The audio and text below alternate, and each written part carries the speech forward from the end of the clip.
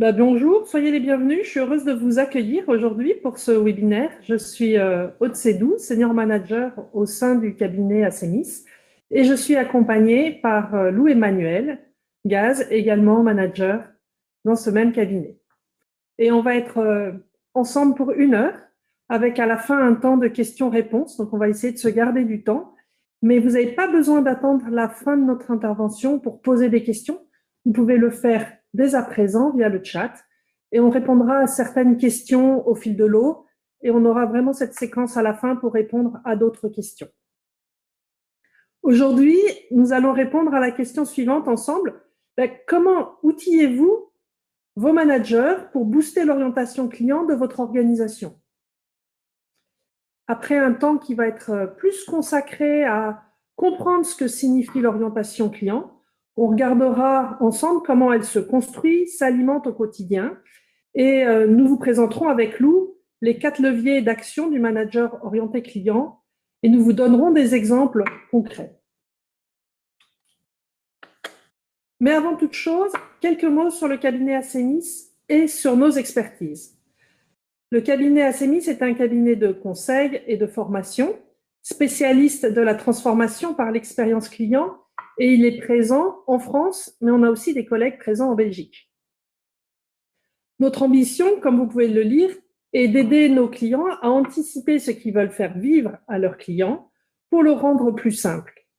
Cette ambition, elle est vraiment inscrite depuis bientôt 25 ans dans notre ADN, puisque Assenis est l'acronyme de Anticipate Customer Experience, Make It Simple. Nous avons plusieurs expertises au sein du cabinet. Alors, elles sont au nombre de 5-6, que ce soit de l'expérience client en passant par l'expérience collaborateur, mais aussi celle que l'on va évoquer aujourd'hui, qui est la culture client. Nous accompagnons des organisations, des entreprises à développer et à renforcer leur culture client.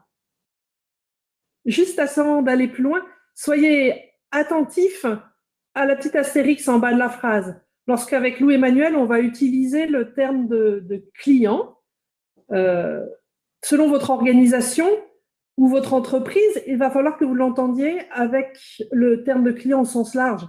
Si vous êtes dans une commune, entendez-le comme citoyen. Si vous êtes dans un établissement médico-social ou autre, entendez-le comme usager, un établissement sanitaire comme patient.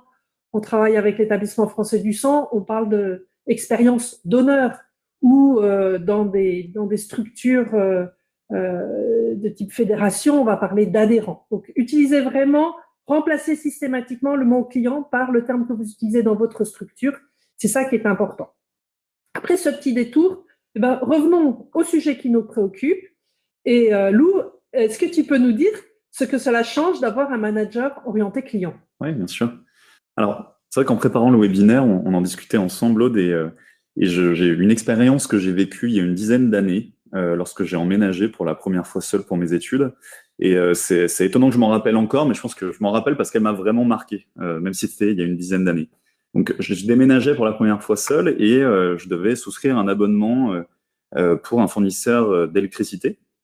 Et donc, j'ai appelé un premier fournisseur et je suis tombé sur un conseiller qui m'a posé toute une série de questions techniques. Alors, c'était la première fois que je le faisais, donc je savais pas trop à quoi m'attendre. Mais je me rappelle en tout cas que le conseiller m'avait demandé, première question, combien de kilowattheures vous avez besoin? Moi, j'avoue que sur le moment, j'en savais rien, j'avais jamais eu d'autres contrats, d'autres abonnements. Donc, je lui ai répondu que j'en avais aucune idée. Et puis, on a continué comme ça dans l'échange et tout l'échange s'est un petit peu tourné autour de questions techniques, de combien j'avais d'appareils dans mon logement, est-ce que j'avais un frigo, un sèche-linge, etc. Bon, ça m'a pas franchement marqué ou rassuré. Et puis surtout, je me suis dit, je sais pas si je peux faire confiance à l'offre qui va me faire. Et puis, le prix me semble un peu élevé, donc je vais appeler quand même un autre fournisseur électrique. Donc, j'ai appelé ce second fournisseur et je suis tombé cette fois sur un conseiller qui, en première question, m'a demandé tout simplement si j'avais déjà souscrit un abonnement par le passé, pour pouvoir positionner un peu où j'en étais. M'a demandé un peu quelles étaient mes habitudes de consommation électrique. Est-ce que je faisais des machines? Est-ce que j'utilisais beaucoup un sèche-linge, par exemple? Mais c'était tout. les mêmes questions presque que celles que j'avais eues dans le premier échange, mais cette fois concentrées autour de mes habitudes et surtout la personne, je l'ai sentie vraiment à l'écoute quand elle me posait des questions. Elle rebondissait en fonction des réponses que je lui donnais et j'avais le sentiment, en tout cas, d'échanger avec quelqu'un au bout du fil qui comprenait un petit peu ma situation. Et donc, c'est vrai que en m'en rappelant l'autre jour quand on préparait ce binaire, je me suis dit, c'est marrant, je m'étais vraiment senti considéré lors de cet échange. Et je me suis dit assez naturellement que je pouvais faire confiance à la personne que j'avais au bout du fil. Et l'offre, il s'avère que l'offre qu'elle m'a faite était plus chère que l'autre. Et pourtant, c'est quand même celle que j'ai choisie parce que la personne, voilà, j'étais en confiance, tout simplement. Je me suis dit, je peux y aller les yeux fermés. C'est génial. Mais en fait, dans ta description, quelque part, on peut déjà imaginer quel va être le manager qui va être derrière les deux équipes. Dans un cas, tu as un manager qui va être vachement orienté sur le respect des protocoles d'interaction entre collaborateurs et clients, sur est-ce qu'il va poser les bonnes questions techniques dans le bon sens. Donc, il se préoccupe de la question technique du produit pour répondre exactement et de très bonne façon à ton besoin, mais en se préoccupant des questions techniques qui sont derrière. Et il va forcer, ce manager peut-être valorisera plus les côtés suivi des KPI, suivi du process, suivi de la performance, et pas forcément en premier la relation, la mise en relation. On ressent plutôt dans ta deuxième situation, on sent que ce qui est important, c'est pas de suivre dans le bon ordre du CRM, des questions qui sont posées, mais de suivre, de se concentrer sur toi et de répondre à tes questions et d'entendre tes questions. On sent qu'il y a derrière une écoute active. Et très certainement, le manager qui est derrière ça doit être attentif avec ses équipes de dire ce qui est important, c'est que vous créez cette relation de confiance avec votre client. C'est de mettre cette relation, une fois que vous avez mis cette relation, vous pouvez travailler sur le produit que vous allez vendre. Et vous pouvez après vraiment offrir toutes les capacités de notre produit dans les meilleures façons. Et c'est amusant, hein, puisque c'est vraiment ce ressenti-là que tu as gardé 10 ans après. Donc ça a marqué. Donc c'est ça qui est intéressant. C'est comment tu peux marquer par la relation quelqu'un. Mais on ne peut pas déduire uniquement que c'est la question du manager. Parce que très certainement, la deuxième personne, elle était elle-même orientée client. Et c'est là où c'est intéressant, c'est finalement, l'orientation client, elle se compose de quoi? C'est quoi exactement? Ouais. C'est vrai que si on prend un petit peu de recul par rapport à ça, l'orientation client, elle est composée de deux choses principalement. D'une part, le penser client et d'autre part, l'agir client. Si on commence par le penser client, comme on a pu le voir à travers l'expérience que j'ai vécue moi, l'orientation client, c'est une question d'état d'esprit, de mindset. Est-ce que j'ai le réflexe de penser client? Comment est-ce que, en tant que collaborateur, là, le conseiller que j'ai eu au téléphone a pu se mettre à la place du client? Comment il a pu se mettre à ma place? Comment est-ce qu'on va anticiper les impacts de ce qu'on va dire, de ce qu'on va proposer au client? Est-ce que tout ce que je fais au quotidien, que je sois en contact direct dans le cas d'un conseiller, mais que je sois en contact indirect avec un client si je m'occupe de process, par exemple dans une organisation, de la construction d'offres, va avoir un impact sur mes clients? Est-ce que, si je reprends l'exemple du conseiller, est-ce qu'il va tenter de se projeter dans ma situation? Le deuxième conseiller que j'ai eu au bout du fil, il n'a pas simplement suivi, comme tu le disais, Aude, son logigramme en suivant ses questions, il s'est vraiment mis à ma place en se disant, bah, il déménage pour la première fois quelque part, de quoi a-t-il besoin pour être rassuré? Qu'est-ce que je dois lui apporter? Et donc, penser client, c'est bien, mais ça doit aussi s'accompagner d'agir client. On peut penser client, mais si ça ne se traduit pas dans des actes en faveur du client et en faveur de sa satisfaction, eh bien, c'est un petit peu limité en termes de champ d'action. Et donc, ce qu'on va chercher à regarder là, c'est est-ce que je sors parfois, en tant que collaborateur, un petit peu du processus qu'on m'a fixé. Si je suis conseiller, probablement que j'ai un logigramme pour interagir avec mon client. J'ai des étapes à suivre et ça m'aide. Voilà, ça m'aide dans ma discussion avec le client. Néanmoins, est-ce que suivant la situation, je me sens autorisé à sortir du cadre? Est-ce que je sors? Est-ce que moi, prends l'initiative de dire autre chose, de passer par une autre branche de mon logigramme si je pense que c'est mieux? Et ça, c'est vraiment important parce que quand on parle d'orientation client, il faut travailler les deux. À la fois le penser client, comment est-ce qu'on va favoriser le penser client, et puis comment est-ce qu'on va favoriser l'agir client. Et ça, c'est vraiment le point commun entre tous les best-in-class quand on parle d'orientation client, quand on va parler de Decathlon ou Amazon, par exemple. Eux ont vraiment développé, se sont développés autour de ça. Ils se sont construits d'ailleurs autour d'une forte culture client au cœur même de leur ADN. Mais toutes les organisations, elles, ne se sont pas construites comme ça. Et c'est normal en fonction des secteurs, en fonction du moment aussi où elles se sont construites. C'était pas forcément au cœur de leur ADN.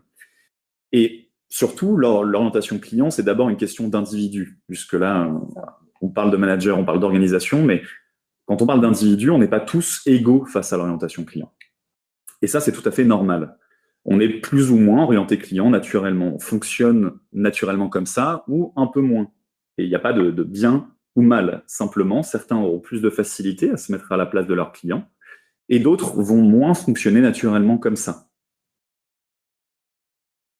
Et là-dessus, comme je vous l'indiquais un petit peu précédemment, certaines organisations qui se sont construites sur une forte orientation client dans leur ADN vont indirectement, par l'environnement qu'elles ont mis en place, entraîner des personnes qui pourraient être moins orientées client naturellement. C'est ce que vous avez à l'image avec ce fameux V, finalement. Si autour de moi, en tant que collaborateur, ce que j'entends, ce pourquoi je suis valorisé, ce pourquoi je suis évalué, ben, ça me parle du client, ça me fait le lien avec le client et ça m'encourage à penser et à agir client, il y a de grandes chances pour que moi aussi je suive le mouvement. Et ça, que je sois naturellement orienté client ou pas, finalement. Si autour de moi, l'environnement m'amène à faire la même chose, si c'est ça qui est valorisé, je vais suivre le mouvement.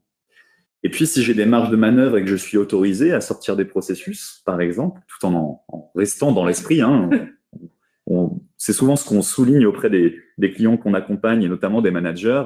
On dit qu'il faut donner des autorisations pour sortir un petit peu des processus stricts. Ça ne veut pas dire que c'est l'anarchie. On ne remet pas tout en cause, hein, on reste dans un cadre donné.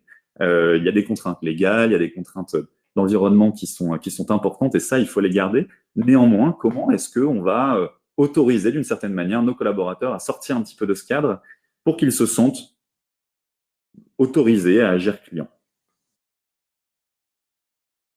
On voit bien dans ce que tu dis que lorsqu'on va parler de cet environnement, donc cette adaptation de l'environnement avec les différents éléments, hein, la culture, les process, les modes de fonctionnement, les valeurs, les convictions de l'entreprise, tout ça, tout ce qui est autour de ce collaborateur, tout ce qui favorise le développement de cette orientation client, le manager a un rôle qui est primordial pour permettre ça. Il va avoir cette question à tout moment dans sa tête, c'est comment je peux créer l'environnement, les conditions de développement de mon équipe dans l'environnement dans lequel je travaille. Et le manager, lui, ce que tu as bien dit, hein, il n'est pas responsable de l'orientation client de ses collaborateurs, mais il est responsable de l'environnement dans lequel ses collaborateurs vont se déployer, vont travailler, dans lequel ils vont vivre. Et il va donc être aussi responsable de l'infusion de cette orientation client. Comment il va pouvoir infuser doucement au quotidien cette orientation client auprès de tous ses collaborateurs. Alors, pour que le manager développe cette orientation client, il va pouvoir agir sur 4 leviers. Ces 4 leviers, quels sont-ils? Le premier levier, c'est de mettre le client au cœur de la vie de l'équipe, c'est-à-dire de parler très régulièrement du client. C'est un travail qui est plus qu'au quotidien, hein, pour le manager, il est essentiel pour l'équipe, car c'est par cette répétition régulière que le client va rester au cœur des préoccupations et sur le haut de la pile de l'équipe. Il ne va pas devenir un dossier qu'on cache en dessous. Plus on en parle, plus on y fait référence, plus il restera vraiment au premier plan pour les collaborateurs. Ça, c'est le premier levier. Le deuxième levier, c'est libérer l'initiative. Tu en as un petit peu parlé, ça va permettre de faire sauter certains verrous importants et c'est probablement ces verrous-là qui brident l'initiative au quotidien, qui dissuadent ou va empêcher l'équipe d'agir client, comme tu l'évoquais tout à l'heure. On pourrait reprendre certains exemples que tu as donnés, hein, dire la stricte application des process, des procédures peu flexibles, une absence de marge de manœuvre, des scripts trop prescriptifs ou encore des des croyances individuelles fortes de chaque collaborateur qu'il faut faire sauter. On en parlera d'ailleurs de croyances à la fin de notre intervention. Le troisième levier, c'est accompagner le développement des compétences relationnelles et émotionnelles. Ça, c'est un levier qui est extrêmement difficile ou peu facile pour les managers parce qu'ils confondent ces soft skills avec la personnalité des gens. Travailler sur les relations, les compétences émotionnelles et relationnelles, c'est pas travailler sur la personnalité, c'est vraiment permettre à chaque collaborateur d'évoluer sur sa perception du client, sur la façon dont il a de se mettre à la place du client ou à développer une relation sincère. Et comme tu le comprends bien, l'objectif que l'on a, et on l'a vu dans ton deuxième exemple, c'est vraiment d'accompagner les collaborateurs à être plus empathiques et avoir une relation authentique avec chacun de ses clients. Et enfin, le dernier exemple, c'est manager en exemplarité et en symétrie. Et on sait là-dessus, grâce aux neurosciences depuis quelques années, que l'exemplarité va permettre de créer ces neurones miroirs, va activer les neurones miroirs, qui va permettre aux collaborateurs de reproduire le comportement qu'ils voient. Donc, plus tu as un comportement qui est pro-client, plus ton collaborateur va vouloir faire comme toi. Donc, c'est pour ça qu'il faut manager en exemplarité et en symétrie et puis éviter de passer des contre-messages. Mais tu nous en parleras tout à l'heure, Lou, quand on reprendra. Alors, je vous propose qu'on reprenne ces 4 défis et qu'on les regarde les uns derrière les autres, de façon à donner des exemples. C'est ça qui est intéressant. Que ce soit plus concret. Le premier, on disait, c'est mettre le client au cœur de la vie d'équipe. J'ai presque envie de vous poser une question, et quelques petites questions pour voir où vous en êtes. En se disant, tiens, est-ce que je parle du client au quotidien dans mes équipes? À part, bien sûr, parler du NPS, du Net Promoter Score, mais est-ce que concrètement, j'en parle? Combien de temps est-ce que je consacre aux clients dans mes réunions d'équipe? Est-ce que c'est les 5 minutes à la fin en disant, allez, développer la meilleure relation client, ou est-ce qu'on en parle tout au long de la réunion et on remet le sens de la relation à chaque moment? Est-ce que je donne accès aussi à la voix du client au travers de verbatim, au travers de ce que le client remonte à mes collaborateurs? Est-ce qu'ils en entendent parler? Voilà, est-ce que je partage sur le client dans mes équipes? C'est ça l'enjeu, c'est comment on parle du client au quotidien, avec l'équipe, quels que soient les moments. Et pour ça, 2 petits exemples concrets pour mettre le client au cœur de la vie de l'équipe. Le premier exemple, ça va être de partager, alors là vous voyez un verbatim, ça va être de partager les verbatims clients. C'est une pratique qui est prioritaire, assez simple à mettre en œuvre, et car elle donne vraiment la voix du client. Elle donne du sens, elle valorise les collaborateurs. Malheureusement, en général, l'entreprise va partager assez facilement les verbatims négatifs afin de travailler sur l'amélioration continue de la qualité. Or là, ce qui est vraiment important, c'est de partager les verbatims positifs, car c'est au travers de ce feedback positif des clients que vous allez pouvoir travailler sur un renforcement positif et la reconnaissance du travail de vos collaborateurs. Les collaborateurs vont se reconnaître dans ces verbatims positifs et ils vont pouvoir se tenir droit, ils vont être contents, quoi. Ils vont déployer une certaine aisance. Et ce partage, vous allez vous rendre compte, va permettre aux collaborateurs finalement d'aimer le client. Le client ne va pas être celui qui dit toujours des choses négatives, il va être aussi celui qui est sympa et qui reconnaît la qualité du travail. Et plus on aura des renforcements positifs, plus on aura des verbatims positifs, plus on aura envie d'aller en chercher d'autres, surtout si vous le reconnaissez, et ça donnera envie, par cette notion de miroir, de continuer à faire ce travail, par ce renforcement positif. C'est vrai qu'on a le retour de managers qu'on accompagne qui prennent conscience de ça, souvent qui nous disent, parce que c'était pour des bonnes raisons au départ. On va concentrer avec les collaborateurs sur une analyse des feedbacks un peu moins positifs parce qu'il faut développer, voilà, il faut améliorer. Il faut améliorer. Et puis, ils se rendent compte tout à coup que, ah oui, mais en fait, on se concentre vraiment que là-dessus, quoi. Et puis, on oublie de dire le positif. Le plus impressionnant, c'est dans les fonctions support, quand il faut travailler avec des clients qui sont en interne et qu'on n'a pas les outils pour aller chercher ces verbatims. Comment on fait pour travailler la recherche de verbatims? Comment on fait pour écouter le client et ramener ces éléments à l'intérieur? Donc ça, c'est vraiment un point important. Après, j'ai envie de vous donner un deuxième exemple qui est un peu un de nos chouchous. Hein. C'est un extrait de notre boîte à outils d'activité que l'on propose à certaines entreprises. Et ce sont les challenges au sein de l'équipe. Vous en voyez là un exemple. C'est à chaque appel de la journée, vérifier auprès du client qu'il a bien compris les prochaines étapes. Ce challenge, il a été tiré au hasard par une personne de l'équipe, pour son équipe, pour une journée. On est au milieu de la journée. On doit poser la question de comment on va aller s'assurer de ça pendant toute la durée de la journée. Et à la fin de la journée, on regarde en équipe comment ça s'est passé. C'est un challenge qui prend 5 minutes en début de journée, 5 minutes en fin de journée. Très souvent après, les collaborateurs, ils ont envie de jouer. Ils ont envie de mettre un peu de fun dans leur journée et de tester. Cette carte-là, on peut voir qu'elle est sur simplicité et clarté. Simplicité et clarté, c'est une des valeurs qui est portée par l'entreprise, d'où vient cette carte. Et donc, ça permet aussi de renforcer les orientations clients données par l'entreprise, les valeurs que l'entreprise veut faire vivre à chacun de ses clients. Donc vraiment, c'est une boîte à outils qui est assez sympa. C'est une des 11 activités, je crois, qu'on a dans cette boîte à outils. Pour celle-ci, oui. Ouais, dans celle-ci. Donc ça, c'était le premier défi. Le deuxième défi, il va consister à libérer l'initiative, à faire sauter les interdits, les croyances qui empêchent de vraiment faire preuve de bon sens, d'intelligence de situation.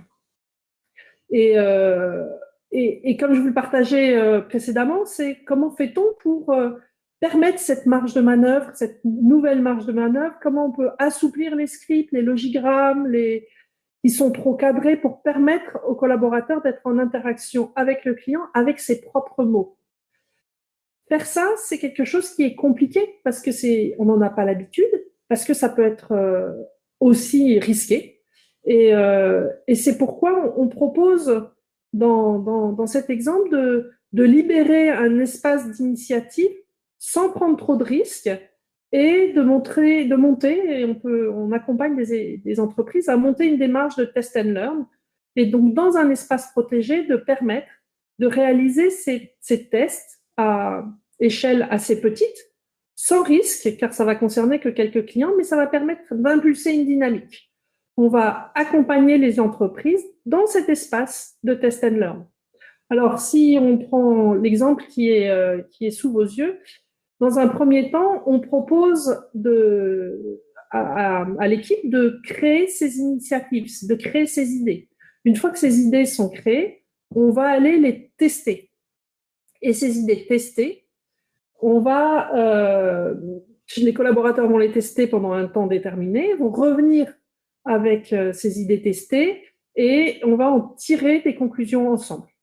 Ces conclusions, sur les tests effectués, on va décider si on les garde, si on les garde pas, si on les fait évoluer. On va identifier en équipe ce que l'on veut mettre ensemble de manière systématique dans l'équipe et de façon à donner ce champ.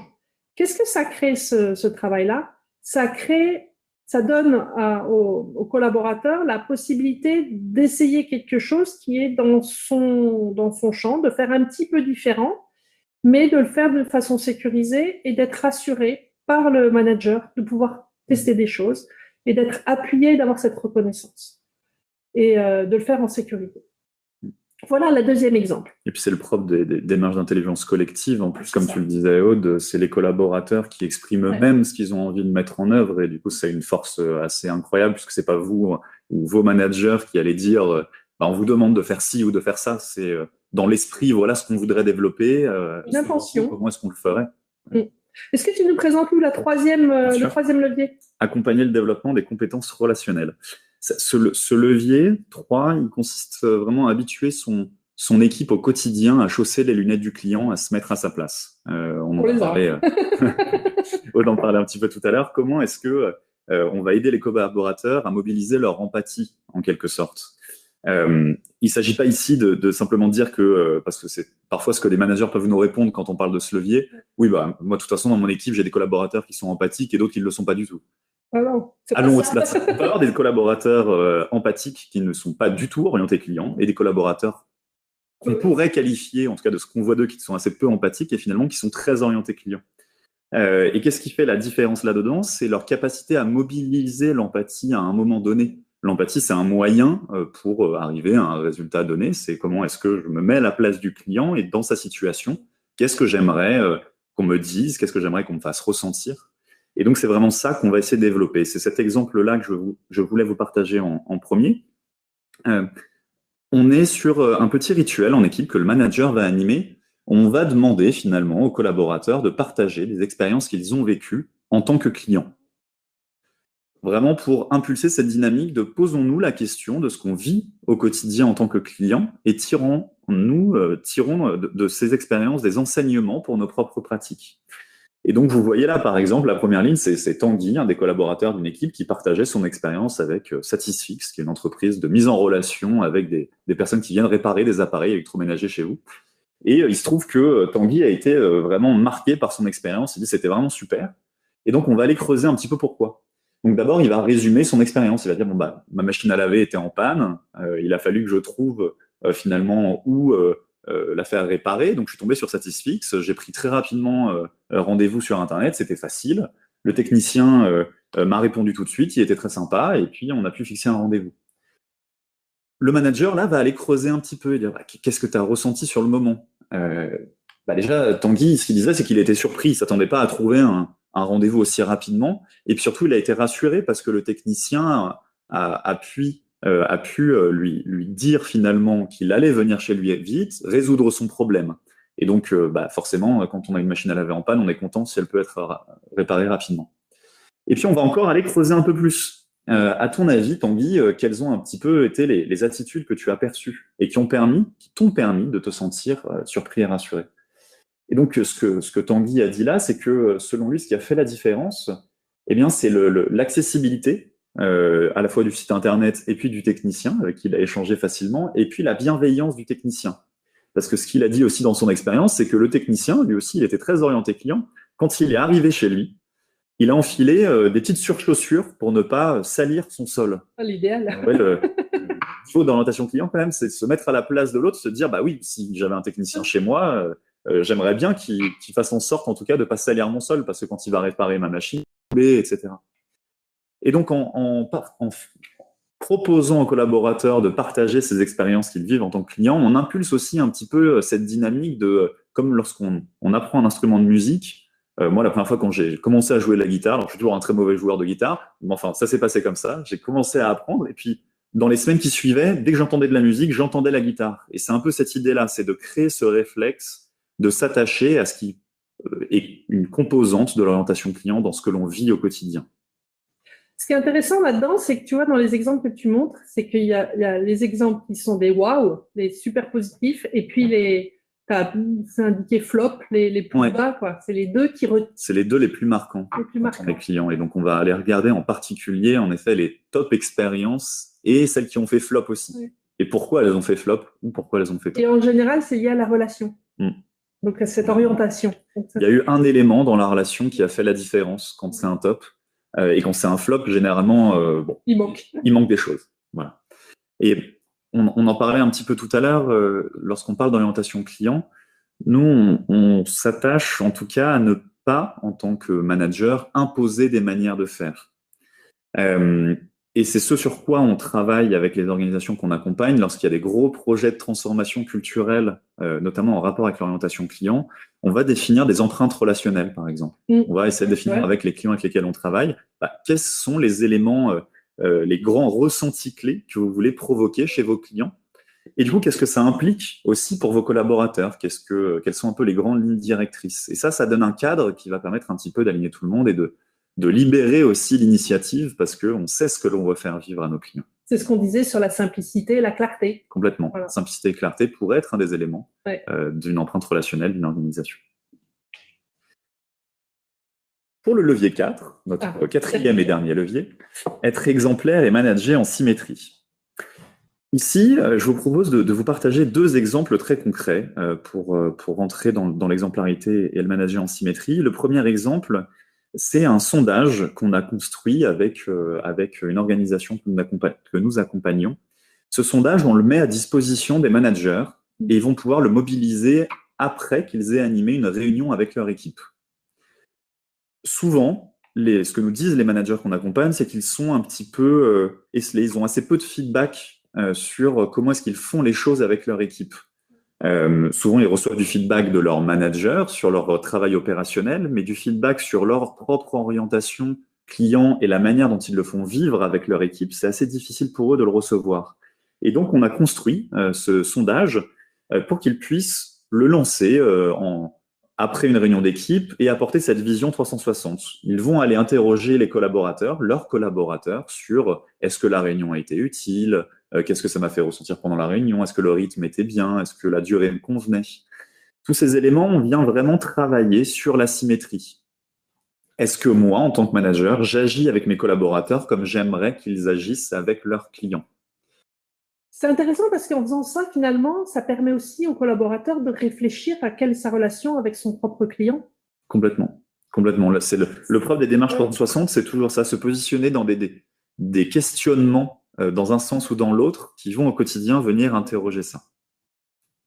Et puis, le deuxième exemple qu'on souhaitait vous partager, vous le voyez au travers de cette image, prenez des risques, mais attention, si vous vous plantez, je vais vous mettre un petit coup de bâton. En tant que manager, en fait, on passe forcément des messages implicites. Ces messages implicites, pour en prendre un exemple, Aude parlait tout à l'heure de est-ce que vous prenez un temps dans votre réunion d'équipe pour parler du client? Si vous prenez un temps pour parler du client, peut-être que c'est les 10 minutes à la fin de la réunion d'équipe, ça c'est un message explicite. Je prends 10 minutes pour parler du client à la fin de ma réunion d'équipe. Donc le message explicite, on en parle 10 minutes à la fin. Mais derrière, il y a un message implicite. On en parle à la fin de la réunion d'équipe, ce qui veut dire que c'est le dernier sujet qu'on va aborder, et on sait tous comment se passent les réunions généralement, on déborde un petit peu, et donc s'il y a un sujet qu'on va mettre un petit peu sur le côté et qu'on ne va pas traiter, ben c'est celui-là. Et du coup, le message implicite, finalement, c'est que c'est pas très important, que ça passe après le reste. Et donc, c'est important de travailler, c'est très important de travailler là-dessus, et on le voit aussi dans des choses très simples, hein, si je reprends l'exemple de mes conseillers à distance, en tant que manager, je peux moi aussi être amené à être en contact avec les clients. Si je passe une journée qui est un peu compliquée, c'est un peu stressant, j'ai beaucoup de travail, j'ai un client avec qui ça a été un petit peu compliqué dans l'échange, je raccroche, j'ai ma petite soupape normale qui est normale et tout d'un coup je vais avoir besoin de décompresser, et ben, le premier réflexe que je peux avoir, c'est « Oh putain, il m'emmerde lui ». Ils nous font chier, les clients. Et ça peut être normal de réagir comme ça. Néanmoins, ce qui est important, c'est d'en avoir conscience et d'avoir conscience que ces soupapes, il faut les mettre à certains endroits et peut-être pas devant son équipe, parce que si on le fait devant son équipe, inconsciemment, implicitement, on passe le message que les clients, ils sont chiants et qu'eux, ils sont là pour nous embêter dans notre boulot au quotidien. On se disait, après avoir fait un petit récap sur les 4 leviers, ce qui était important, c'est de travailler l'entretien d'une dynamique dans le temps. Puisqu'on pourrait être tenté dans ce genre de gros programme, quand on travaille avec certaines organisations, de mettre en place des choses, de ritualiser des choses et de se dire, une fois qu'on l'a fait, on le fait un peu toujours de la même manière et puis ça suffit. Ce qui est important, c'est de contrer un petit peu cet effet pilote automatique et de venir, notamment avec une boîte à outils, comme on l'a mise en place chez divers clients, proposer des activités qui viennent changer. Toutes les 2 semaines, je vais changer un petit peu d'activité, je vais proposer autre chose à mes collaborateurs et donc je vais leur demander aussi de réfléchir différemment. Et donc, dans le temps, on va pouvoir continuer à entretenir ce muscle de l'orientation client. Et puis, de se positionner aussi dans une logique d'amélioration continue. Parce que c'est important de ritualiser des choses pour être sûr que ça se passe, de parler du client dans les réunions d'équipe, d'être sûr d'avoir ces enveloppes pour le faire. Mais c'est important aussi de ne pas avoir un cadre qui est trop fermé. Et Aude en parlait tout à l'heure sur comment est-ce qu'on va agir sur le deuxième levier, comment est-ce qu'on libère un petit peu l'initiative. Il faut laisser des marges de manœuvre, il faut laisser la possibilité aussi aux collaborateurs de faire un petit peu à leur main. Et c'est notamment ce que l'on fait au travers de l'exemple de démarches de test and learn, d'intelligence collective. Nous, on met en place ce genre de démarche, on l'appelle des démarches de lab, pour que ça vienne vraiment du terrain, infusé un petit peu partout au travers de l'organisation, avec des expérimentations qui se font à droite et à gauche. C'est intéressant ce que tu dis dans le maintien de la dynamique. C'est aussi intéressant par rapport aux futurs salariés qui nous rejoignent les équipes. Parce que souvent, on fait un gros focus pendant un temps sur l'orientation client, et puis au bout d'un an, on pense que c'est ancré, mais on oublie tout ce qui arrive, tout ce qui change dans le service. Et c'est important de remettre le sens à chaque chose, de reposer quand on envoie un KPI, de dire ce que c'est que ce KPI, quel est le sens derrière, pourquoi c'est important de le suivre, et où est le client derrière ce KPI. Donc vraiment cette dynamique. Donc, en fait, si on peut aller vers une conclusion, ce qu'on peut dire, c'est que agir sur ces leviers va en plus transformer en profondeur les modes de management des managers. Ça va les rendre plus agiles, plus engagés, ça va plus collaboratifs, plus centrés sur le client et sur ce que je te disais, sur la finalité du produit, du KPI, de l'indicateur, plutôt que sur le mode de production. Et ce n'est possible que parce que manager, et on a un management en exemplarité. Et j'aimerais d'ailleurs vous témoigner d'un petit retour client qui nous a assez bluffé, parce que c'est arrivé tard, c'est arrivé près d'un an après un gros projet que l'on a fait avec un opérateur de téléphonie. On les a accompagnés pendant 1 an et demi. Il y avait plus de 6000 managers à accompagner sur 4 niveaux de hiérarchie. Et vraiment, la question était l'objectif était de les aider à être orientés clients et d'avoir une super satisfaction client. Mais en fait, ce qu'ils nous ont redit, c'est que plus que une formation, ils ont vécu un réel coaching qui a changé leur mode de management en profondeur.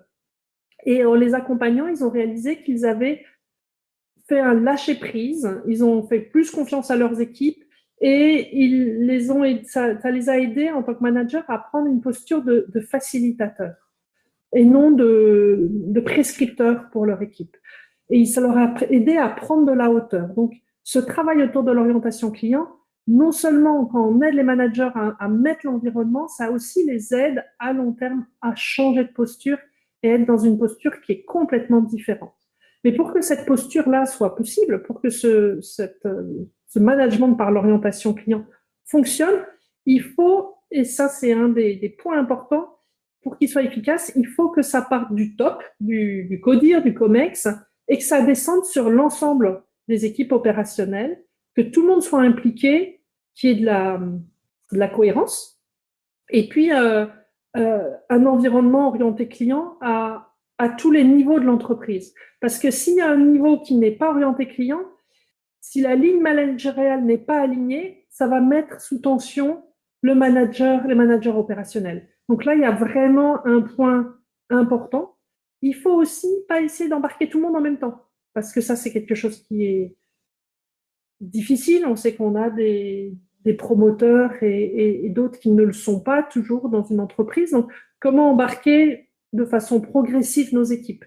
Comment commencer peut-être par les volontaires? Bien sûr, le top management en premier, ça c'est essentiel, mais après, les volontaires, des ambassadeurs, des gens qui veulent travailler de façon à infuser dans l'ensemble de l'entreprise. À un moment donné, quand on en a infusé assez, hop, l'entreprise, elle bascule assez facilement. Je vous ai dit tout à l'heure qu'il y avait tout de même 2 grandes croyances à infléchir. Et sans avoir infléchi ces croyances, on ne peut pas avancer. Est-ce que tu nous les présentes, Louis-Emmanuel? Ouais. La première croyance, elle est vraiment clé. Cette première croyance négative qu'il faut infléchir, c'est celle selon laquelle l'orientation client, c'est simplement la cerise sur le gâteau et que c'est pas vraiment un sujet business. On se dit, oui, bon, la satisfaction, ça passe après. De toute façon, ce qui est important, c'est la performance. Et c'est vraiment indispensable de développer la croyance, au contraire, selon laquelle la satisfaction client sert directement la performance durable. Parce que si on oppose les deux, en fait, dans le discours dans l'entreprise, si on ne sait pas, si la ligne managériale n'est pas alignée, comme en parlait Aude juste avant, on risque d'opposer les deux. Et si on oppose les deux, on est certain que c'est pas le sujet de l'orientation client qui va gagner. Et donc, il faut travailler les deux ensemble, parce que travailler le sujet de l'orientation client et augmenter la satisfaction client, ça agit directement sur la performance de l'organisation. On entend souvent, en tout cas, moi j'ai régulièrement entendu, oui bon, l'orientation client, la performance, la satisfaction client, c'est un peu bisounours, hein, c'est juste pour que les clients soient contents. Et donc oui, que les clients soient contents, ça fait partie de la satisfaction client, c'est une des composantes, mais l'orientation client, elle doit avant tout et surtout servir la performance. Il y a des objectifs derrière. Et ça a été démontré par un certain nombre d'études. Travailler ce sujet de l'orientation client, des clients plus satisfaits, ça permet d'une part de vendre plus, puisqu'ils sont plus satisfaits, donc ils ont plus de possibilités de racheter, ils sont plus enclins à racheter. Du business. Ça va permettre aussi de réduire les coûts. Si on reprend l'exemple de conseiller à distance, par exemple, si j'ai un client qui est satisfait dès le premier appel, il va moins rappeler, on va avoir besoin de moins d'interactions pour traiter sa demande, et donc on va réduire les coûts.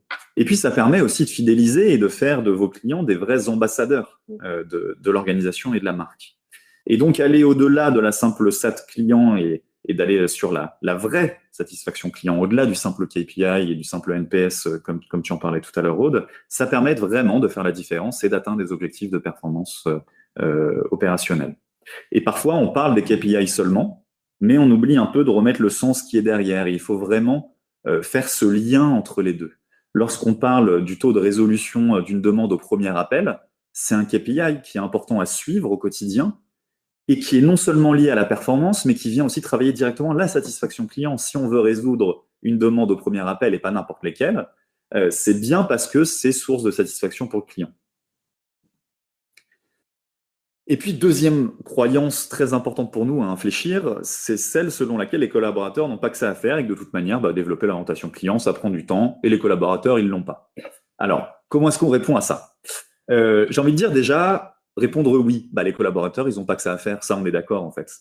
Ils ont des sujets opérationnels, ils ont d'autres sujets de transformation à traiter et c'est pour ça que ce sur quoi on insiste, c'est que travailler le sujet de l'orientation client, il s'agit souvent et avant tout de faire différemment, transformer ce qu'on fait déjà. Il ne s'agit pas d'ajouter une couche supplémentaire aux millefeuilles existants des équipes, mais avant tout de transformer une posture, de faire différemment, de faire en sorte que ça devienne un réflexe au quotidien.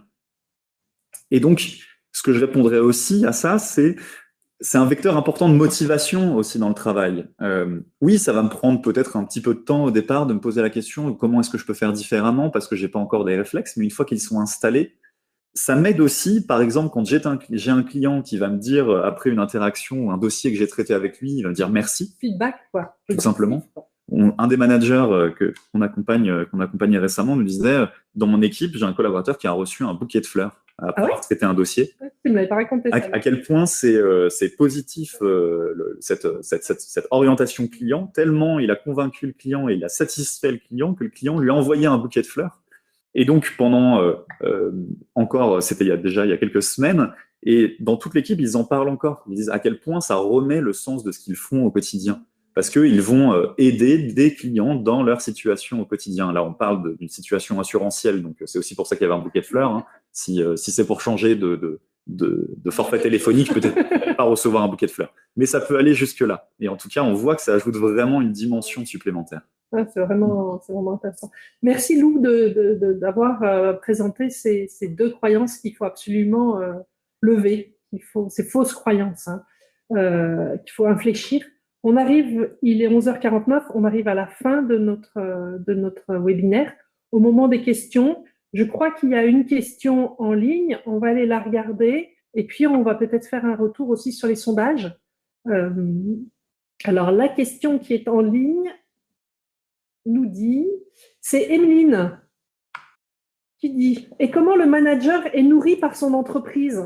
Centré client égale quelle organisation ?»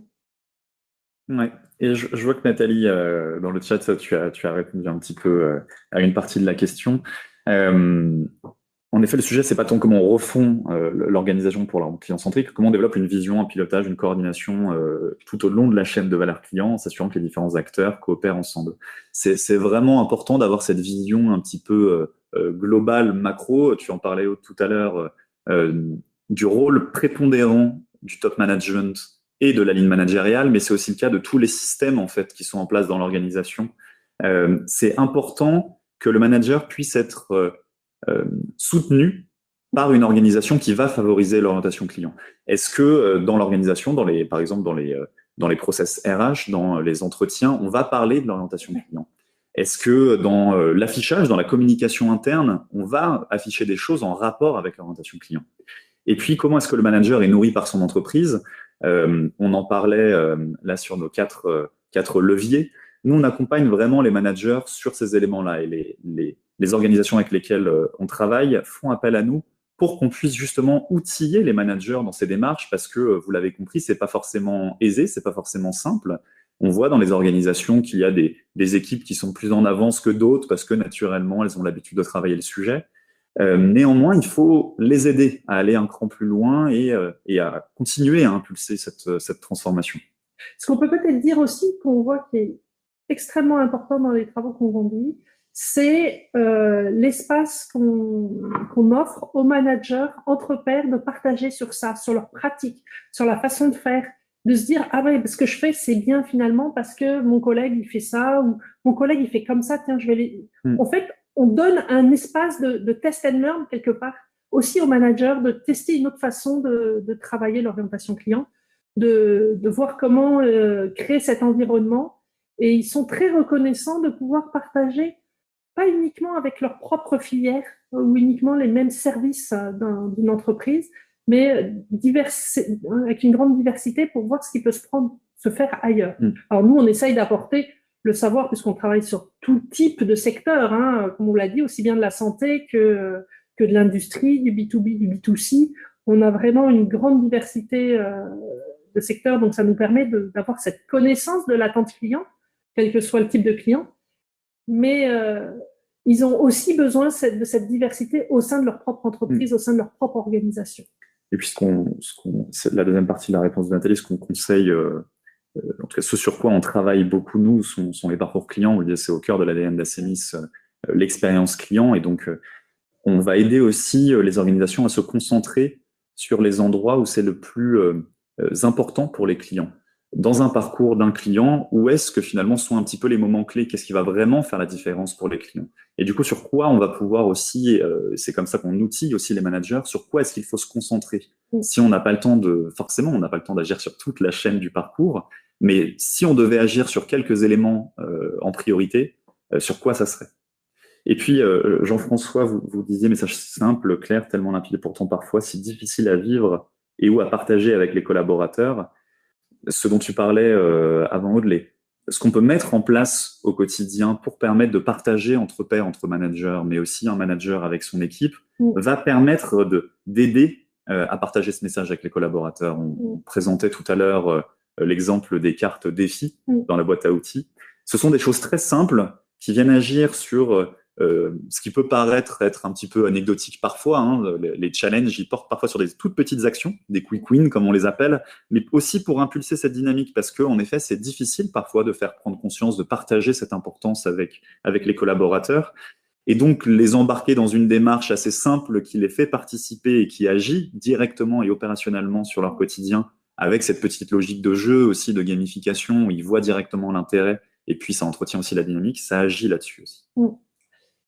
Est-ce que Lou, tu as les résultats des deux sondages? Ça peut être sympa de les partager. Ouais. On a posé les questions. Si on revient sur alors sur le premier, on voit que pour la majorité d'entre vous, presque 80%, renforcer l'orientation client est une priorité absolue. Ouais. Donc, vous n'êtes pas trompé d'endroit. A priori, vous étiez là pour le bon sujet. Donc, j'espère qu'on aura répondu à une partie de vos interrogations et plaisir d'y répondre. Et puis sur le deuxième sondage, pour vous, quel est le levier est le plus important, en tout cas sur lequel il reste le chemin le plus important à parcourir?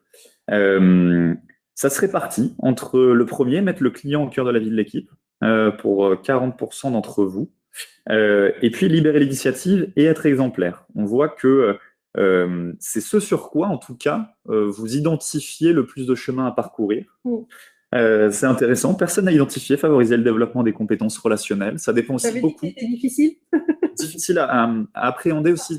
Très dépendant des secteurs sur lesquels on travaille et des types de relations que l'on a avec nos clients aussi, hein. Je vois que des personnes répondent au fur et à mesure. On voit que la majorité se détache quand même sur mettre le client au cœur de la vie de l'équipe, donc le premier défi. Nathalie continue à vous donner des exemples pour nourrir les managers. On va vous en donner une autre. Alors, vous pouvez regarder dans le chat. Vous pourrez aussi regarder dans le vous vous souvenez, on vous a dit que ce qu'on vous apportait là, c'était les premiers pas vers le management par l'intention. Et on va justement vous proposer un livre blanc que l'on a fait sur le management par l'intention, qui a été coécrit avec notre client qui est dans les téléphonies, Orange, suite à cet important accompagnement qu'on a fait. On vous reviendra par mail avec ça. Qu'est-ce qu'on vous disait, c'est que ce modèle, c'est un modèle que l'on a développé, le management par l'intention, et qui permet de poser le cadre, de donner l'intention et de laisser les collaborateurs prendre des initiatives. Vraiment, c'est ce qu'on aimerait vous laisser et vous proposer dans ces dernières minutes. On va aussi vous proposer de pouvoir répondre à vos questions, si vous en avez.